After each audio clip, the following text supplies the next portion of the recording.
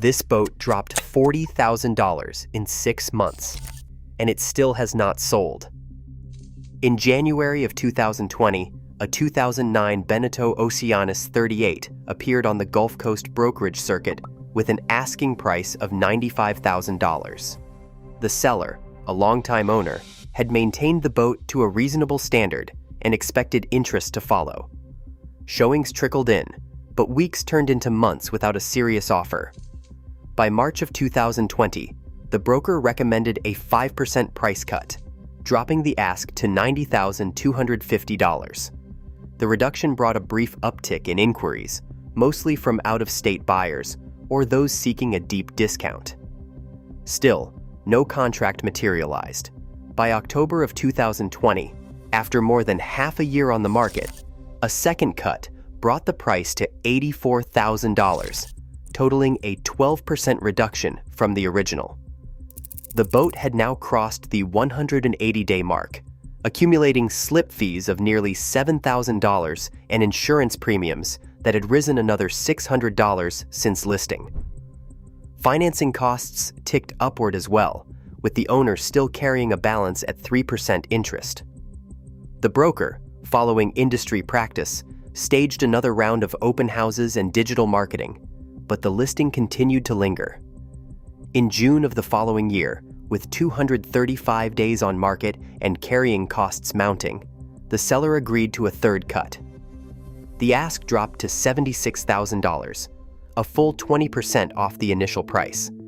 At this point, the net proceeds after paying off the remaining loan, slip fees, and insurance would leave the seller with approximately $63,000. Buyers, meanwhile, scrutinized the survey report. Soft spots in the deck core and ambiguous engine hour logs signaled a likely $8,500 in repairs. The most interested party hesitated, factoring in not just the headline price, but the total outlay required to bring the boat up to standard.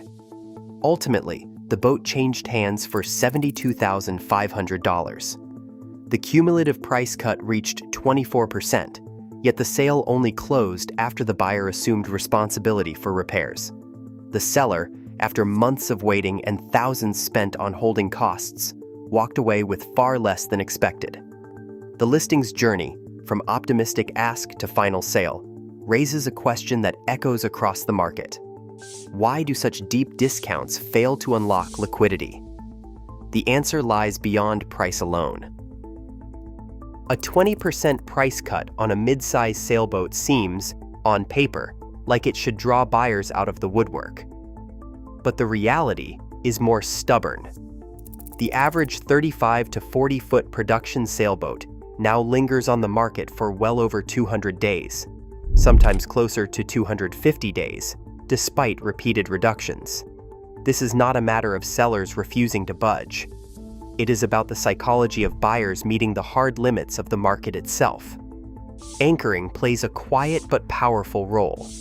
When a boat first lists at $100,000, every subsequent price cut, no matter how steep, gets measured against that original number.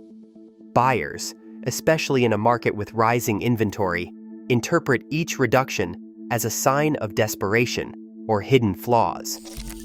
The longer a listing sits, the more it becomes a fixture rather than an opportunity. By the time a boat drops to $80,000 after months unsold, it is often seen as stale inventory, not a bargain.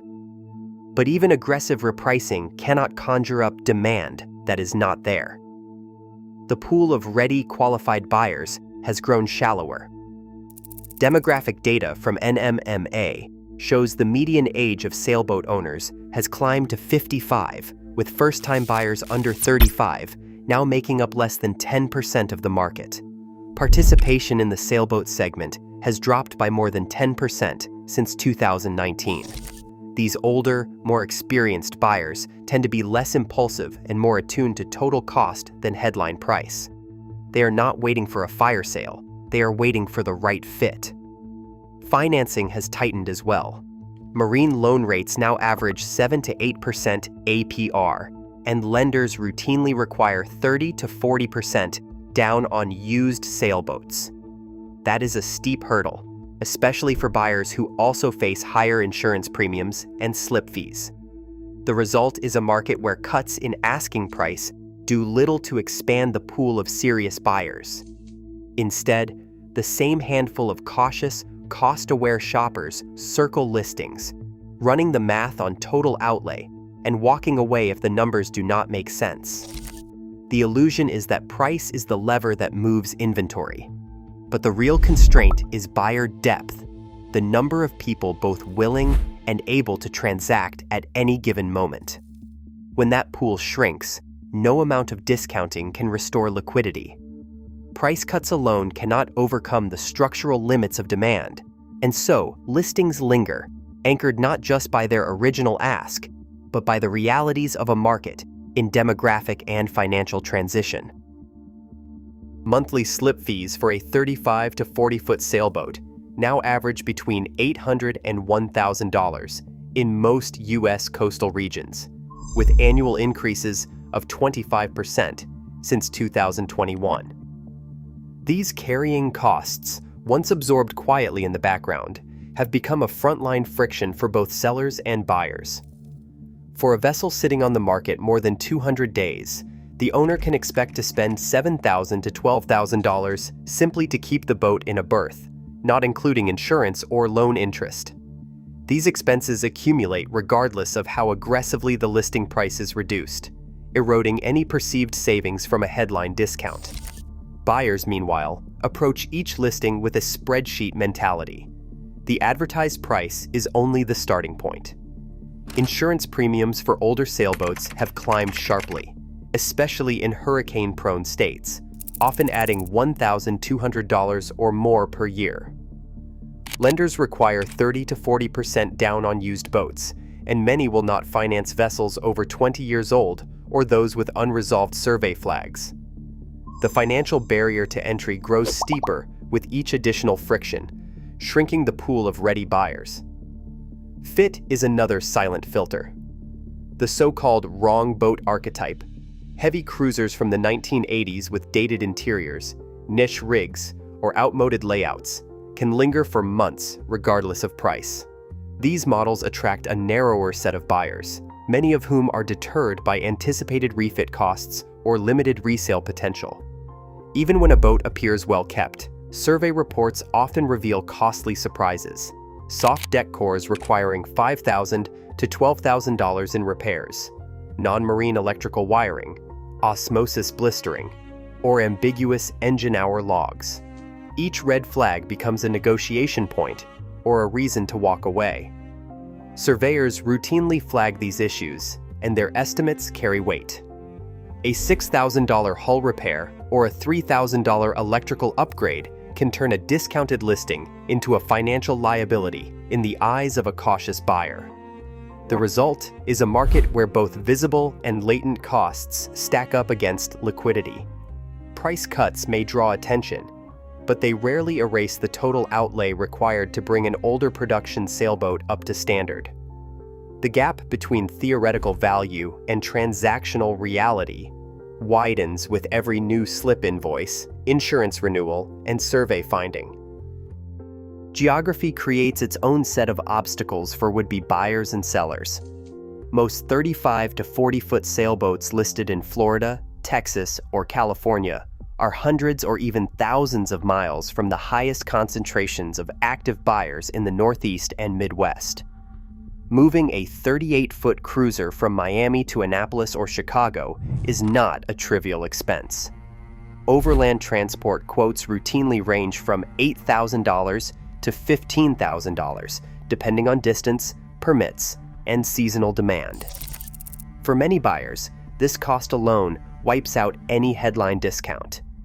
A boat advertised at $80,000, even after a steep price cut, can quickly become a $90,000 proposition once delivery is factored in. The friction is not just financial, it's logistical. Haulers must coordinate marina schedules, mast unstepping, and insurance riders for over-the-road transit. These steps add complexity and risk, narrowing the pool of buyers willing to take on the challenge. Seasonality amplifies the effect. Interest in sailboats peaks in late spring and early summer, but transport bottlenecks and marina waitlists during these months push costs higher. A buyer hoping to relocate a boat for the start of the season often faces delays or surcharges, further eroding the appeal of a discounted listing. Sellers in high inventory regions may find themselves competing not just on price, but on the ability to offer seamless delivery or local slip availability, a tall order when marinas themselves are operating near capacity. Broker incentives introduce another layer of inertia. The standard commission structure pays a percentage, typically 10%, of the final sale price. This compensation model encourages brokers to list boats above recent comparable sales, often by 10 to 15%, to leave room for negotiation and protect their commission base. When market feedback is weak, brokers recommend staged price cuts, 5% after the first month, another 10% after 3 months, and so on. The cumulative reduction rarely arrives before 180 days on market, by which time both carrying costs and buyer skepticism have grown. The cycle is systemic, not personal. Brokers are not rewarded for speed, but for maximizing gross proceeds, even as prolonged listings accrue costs for the seller. These external frictions, geographic cost gaps, seasonal constraints, and incentive misalignments combine to slow absorption rates regardless of price. The result is a market where even aggressive discounts cannot overcome the structural barriers to liquidity. Price discovery is forced to chase a moving target, while the true constraint remains the depth and readiness of the buyer pool. Today's used sailboat market is not waiting for optimism. It is defined by structural limits on buyer depth, financing, and carrying costs.